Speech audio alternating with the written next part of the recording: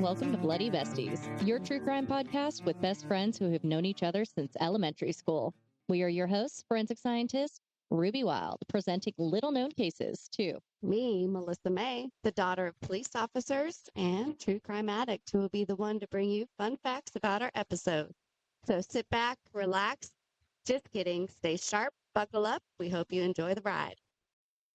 All right, Mel. This week, my milkshake brings all the boys to the yard. Damn right. It's better than yours. So that's just a teaser as to what the theme is. Milkshake. Are you ready for my fun fact? I hope so. My fun history of milkshakes? Yeah, because I know nothing about them. I know they're tasty. They're okay. We talked about we're not sweet toothy over here. No, we're not, but I still love me a good milkshake. Nah. Not friends sometimes. All right. All right. The first milkshake recipe was printed in a British newspaper in 1885. A while ago. Yeah. It was described as a sturdy, healthy eggnog type of drink made with eggs, cream, and whiskey. Okay. Love eggnog. Love whiskey. Me too. Yeah. Put the two together. I'm down. Yeah. I'm in. So it was originally an alcoholic drink. I'm in. So the 1900s, milkshakes were made with flavored syrups and malted milk instead of whiskey. So they got rid of the whiskey and did malted milk. Okay. 1922, Ivar Colson, he went by Pop. He was an employee at Walgreens in Chicago, added vanilla ice cream and malted milk, creating the milkshake we know today. 1922 also brought the electric blender, which made mixing ingredients easier and gave it a more smooth, consistent texture. And lastly, the 1950s milkshake became closely associated with American youth culture, particularly, that's a hard word to say, particularly with the rise of the soda shop and popularity of diners. Milkshakes were often enjoyed by teenagers on dates after school, becoming the symbol of innocence and nostalgia. Can I just say, when my husband and I first started dating, I wouldn't say first started, his great aunt would send him a check for like $5. And in the notes, it would say, take your girl for a little soda pop shop or whatever. It was so cute. And I'm like, we don't have those. And I just want to go there for like a milkshake or something. Like, we had, what was in the mall right when you walked in the doors? Orange Julius. Orange Julius, yeah. We had that. We had Foster's. I'm smirking because if you notice, I'm going to film us. Mel and I are wearing matching flannels. Red wrap. She bought mine for me, so it's not like it's the giant surprise for her. But it is unintentional. Yeah. It's Christmassy and Halloweeny. Okay.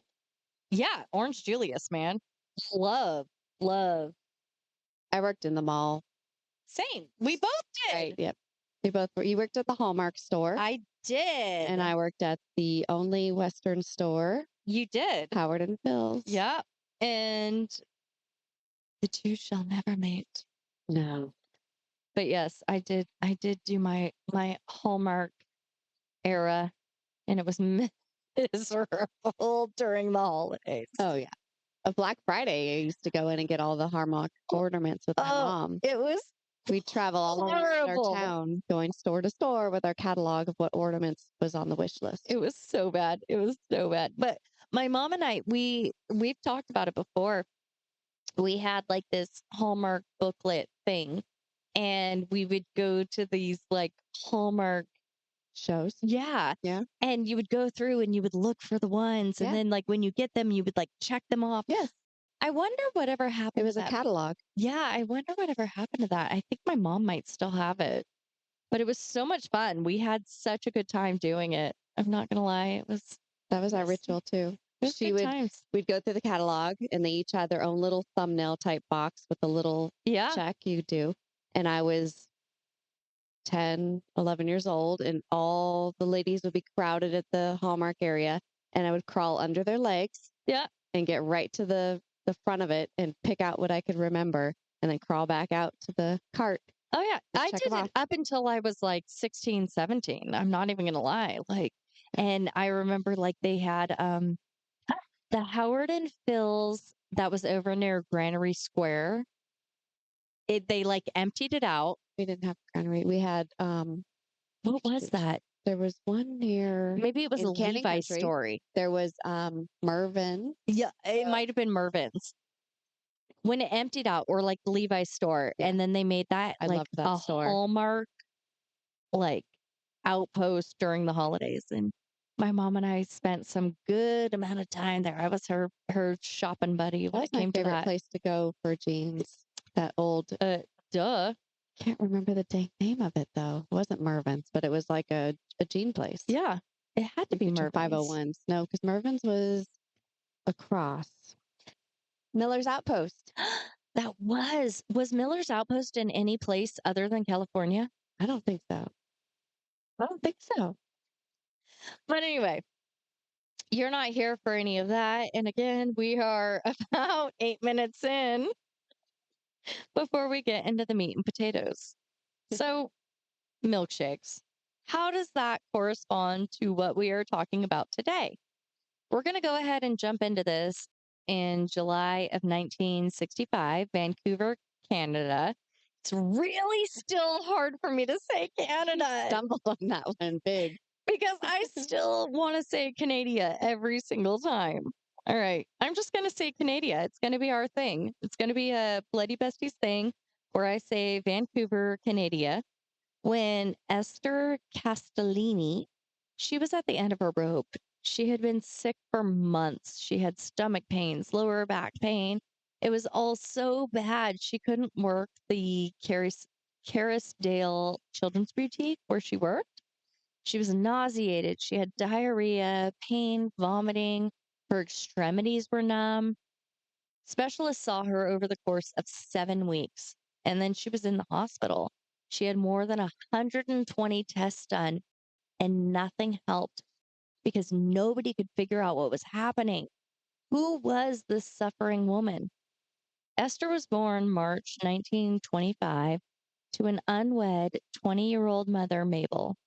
When she moved to Vancouver, she had met and married Carl Luonde, who was a Swiss banker. Esther was never told that Carl was not her biological father. She had a brother, Carl, and a sister, Gloria, but it was not exactly a happy home. Carl Sr. would abuse Mabel in front of the children. She was not his only target, as any time that his children stepped out of line, they would get beat just as bad, and sometimes they had broken bones. When Gloria got older, she stated that she and her brother were beat the worst. And that could be because Carl was sexually assaulting Esther. So there's that. Gloria said that she had told her mother about the abuse, but Mabel didn't believe her and didn't even defend her children when they were being beat. Gloria and Carl, they dropped out of high school at 15 in order to work at the family bakery. When she was 18, she decided to escape. She met Dr. Bud Foxgord, and because he was coming into the bakery and just to see her, and then she saw that as a way to get out of the family, which it actually happens quite a lot. And they became a couple and they married shortly after meeting, but their marriage didn't last. And I don't know why it ended, how fast it ended, what, like, I don't know any of that. It just wasn't reported. But she married a second time to Rene Emile Castellini, who was also born in 1925. He was born to an Italian father and a French mother, and he had three sisters, Jean, Geanne, Louise, and Rose. The family ran an Italian delicatessen in Vancouver. So they had a bakery and a delicatessen. Renee's first job was the lead burner section at the Consolidated Mining and Smelting Company of Canada. It produced heavy water and it was used as a moderator for nuclear reactors. And because I didn't know what heavy water was, I looked it up and now you will too, because heavy water contains a higher concentration of deuterium, which is a heavy isotope of hydrogen, and that makes it twice as heavy as hydrogen. And it is used for nuclear reactors because it slows down the neutrons and aids in the reactions. It is toxic to drink because it would also slow down reactions that take place in your body and it would eventually cause death. So I had no clue what heavy water was, but Yeah. now you do too. Never heard of it. I hadn't either. Don't But, drink it. Don't drink it. right? I'm not a nuclear scientist. So there we go. In 1943, he joined the Merchant Navy, and after his discharge from service, he worked at a washer parts store. He started writing and acting in plays, and it was there that he made friends with future radio DJs Jack Colin and Jerry Davis. Renee and Esther met in 1946 at a church function, and a short while after, they were married. So it's he. I for some reason I put the sentence. Ignore it. It's just she seems like she liked short courtships. But they lived with her parents above the bakery until they were able to move to the West End, and they had financial problems, as a lot of couples do in the early years. But it was because Renee just could not or would not stay at a job for long. Esther didn't mind because she was happy with him and her parents loved him. Her sister, like most protective siblings, was on the fence about him. Renee was a photographer, a washing machine repairman, a warehouse worker, a maintenance worker, a manager at his brother in law's company, Hydropure Sales. That company eventually failed. They had a daughter, Janine. That one I know how to say. In 1953. And after she was 4, the family started moving around a lot. When Janine turned 9, Esther found a part time job in sales at Children's Boutique. She moved to a full time employee in 1962, and she continued helping with finances as well as doing something with her days as Janine was now in school. Renee at this point was working as a maintenance worker at the Willows Hotel, which means he only saw his family on the weekends. The Willows Hotel burned down January of 1962 or 63, depending on records, and it killed 4 lodgers: Gerald Jerry Keenan, Charles Knudsen, and Sven Lindgren, along with carpenter David Johnson Lowe. And they all needed to be identified with dental records, a laundry label, and eyeglass case. The fire's origin was never determined, but arson was ruled out and all employees lost their jobs. Renee was not there at the time of the fire, and I don't know like anything about it. I know it was a random segue, but it's there because it's part of his history. We'll leave it at that. This is when Renee found his new calling. He had been a radio operator with Jack Cullen in the Canadian Navy during the war. Jack continued his path, getting into radio, and this was good news for Renee because he invented a character called Klaatu from outer space, and he would join Jack doing these skits on CKNW. In the fall of 1963, the radio station was floundering and it needed a boost. So they went down a very racist path. They invented a character called Maharaja of Alibaba, who was coming to British Columbia to buy it. Yeah. So Renee dressed up as the quote unquote, their words, Indian prince. This is what they thought an Indian prince would look like, wearing a silk outfit and a turban, and he would ride around in a Rolls Royce limo at predetermined times, where he would then be interviewed by reporter Shervin Schrog, sorry, at pre-scheduled places, and he would talk about his future quote unquote business dealings. The skit eventually ended, and he moved on to his next business venture. I'm just gonna eye contact on that one. I'm sure it gets better. So his next business venture was to convert an old warehouse into a coffee house with folk music performances called The Attic. but that only made it a few months. Renee was back into broadcasting and promotions, where he became radio personality, the Dizzy Dialer at CKNW. I feel like I could do radio. Mhm. It was a show with prank calls and stunts. He even handled a live broadcast when the Beatles performed in Vancouver in 1964. That's pretty highbrow, I'm not Yeah. gonna lie. Yeah. It was also during this time that he met the widow, Adeline Ann, quote unquote, Lolly. She went by Lolly Miller Darwin. She has a lot of names. It's okay. She was 25. Lolly had been married to Donald Miller from 1960, and they had a son, Don, before Donald Sr. died in 1962. Now, Renee and her began their affair, which was discovered when Esther found a letter from Lolly to her husband. Yeah, it's not like they had text messages back in the day. Esther confronted Renee with the letter, and shockingly, around this time, she started to feel ill. Yeah, she was chalking it up to stress from figuring out that the affair was happening. And I read at this point the radio station discovered the affair and they let Lolly go, but they kept on Renee because he was one of the high grossing personalities. Yeah.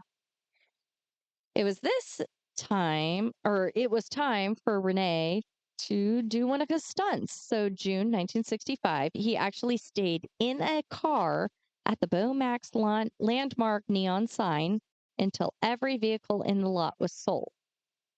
So, he called it Guy in the Sky, and he was like broadcasting, I'm going to be up here until every car in this lot is sold.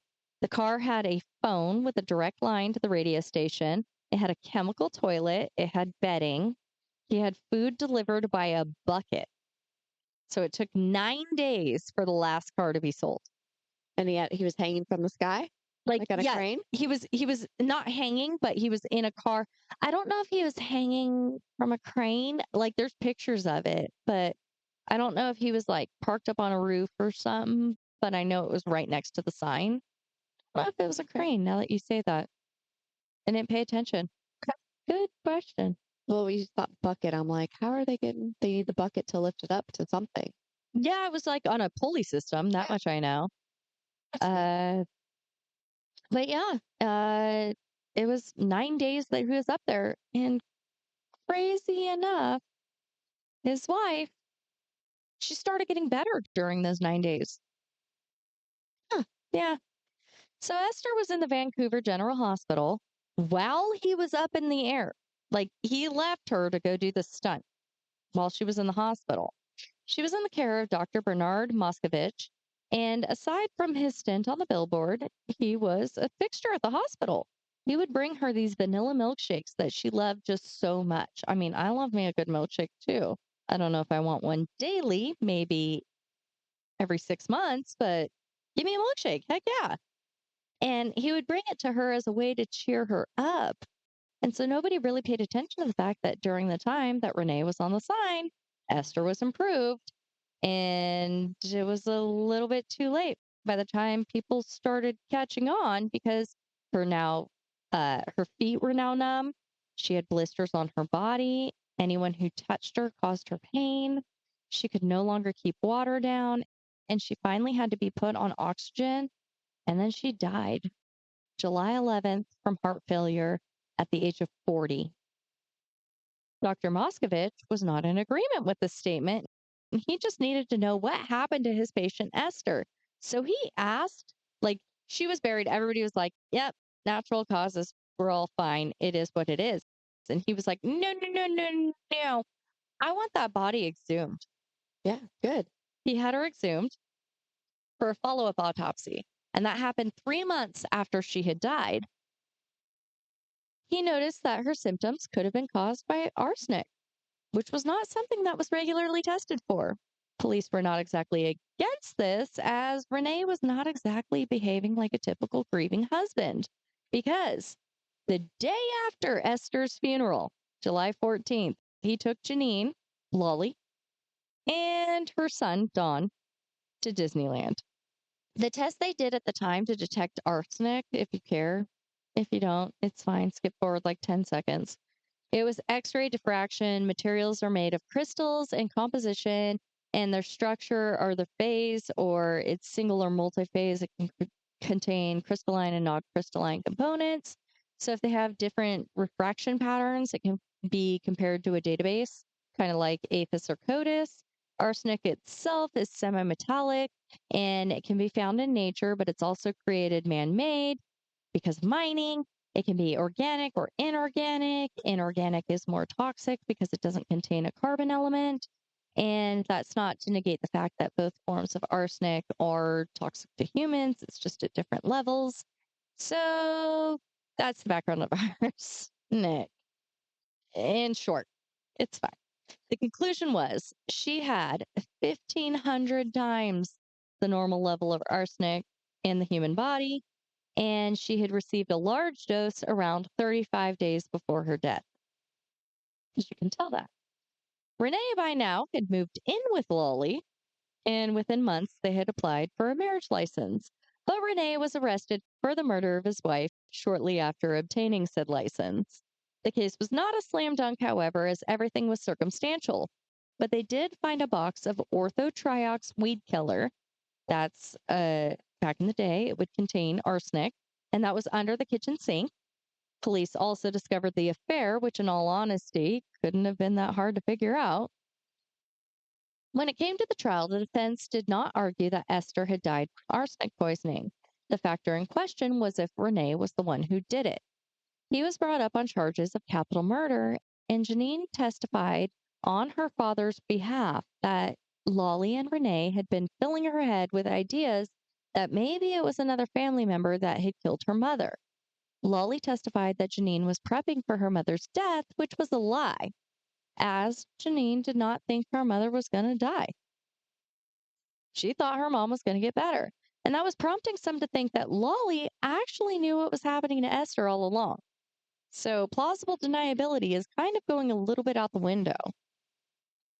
There were 2 trials against Renee for the murder of Esther. One was overturned. The second was the definitive one, where he was found guilty of capital murder and he was sentenced to death.